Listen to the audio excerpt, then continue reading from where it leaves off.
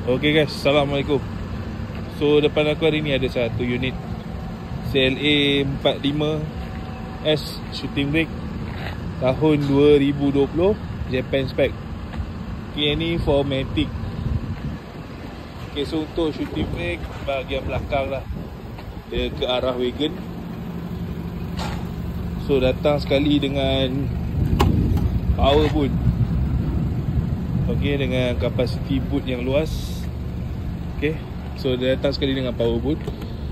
So untuk unit ni dari segi enjin tak ada beza dengan sedan. Horsepower 400 lebih dengan Nm top yang tinggi. So kereta ni datang fully loaded. Datang sekali dengan bucket seat dalam full black hitam. Datang bucket seat AMG. Yang ini mileage 40,000. Okay, 40,000. Alright, so untuk yang ni datang sekali mood control di steering, head up display, HUD, ambient light, 2 memory seat. Okay, so untuk bahagian tengah pad menu, ada suspension, Valvetronic.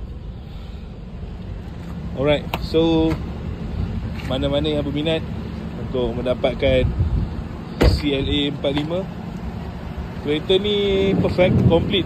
Korang nak sport boleh, family car pun boleh. Alright, kereta ni complete sebab luas dan laju.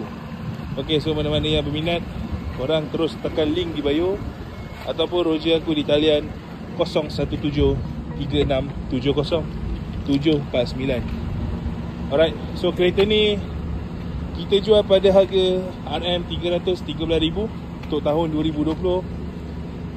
Untuk promosi hari raya, korang datang dulu lah. Datang dulu view kereta, kita bincang.